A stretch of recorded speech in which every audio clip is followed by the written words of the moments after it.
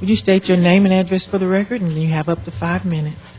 Joan Grim, 2909 Edonia Drive, 37918. As a special educator at the university, I'm charged with training future educators to understand how to identify rigorous research from shoddy research. What I want them to learn is to look for peer-reviewed evidence. What does peer review mean? This is what I tell my future educators. Peer review is essentially the academic bloodbath that literature goes through before it is published. I want them to be able to identify and make distinctions between shoddy manifestos, think tank fodder, and public relations. Because essentially what's trotted out on the front pages of the newspapers, what's published by foundations founded by dilettantes and billionaire moguls is essentially intellectually vacuous. It's setting school policy by public relations. Okay? One such policy that's been trotted out by think tanks is using standardized test scores to evaluate the performance of children.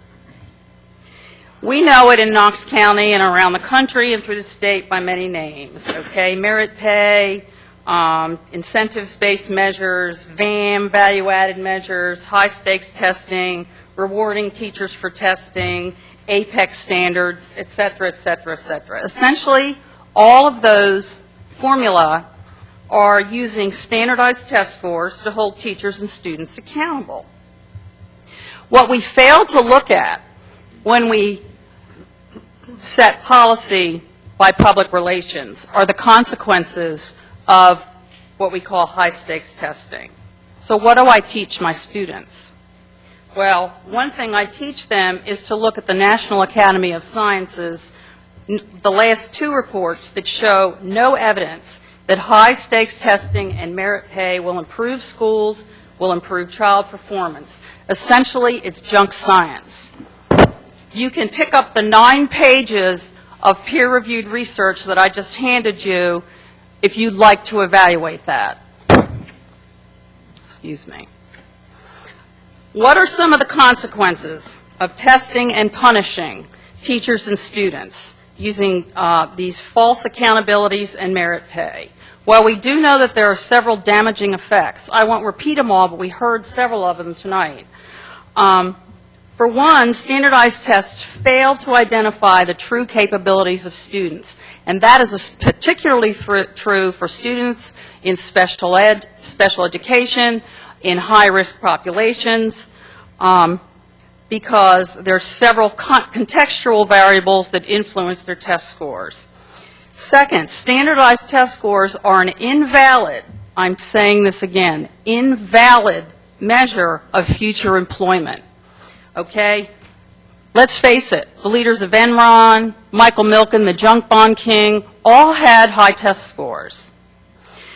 Value-added measures, they can accurately identify high-quality teachers 1 out of 4 times. That's 25% accuracy. If I had a car that only started 1 out of 4 times, I would probably junk it. Okay? Further, standardized test scores are unreliable. They change depending on the classroom constellation. Students at risk score lower, and it causes teachers to want to avoid to have students with special needs or high risk in their classrooms. Essentially, what we're doing is increasing the segregation of students at risk using these high-stakes standardized test scores. Okay, data without eyes is blind.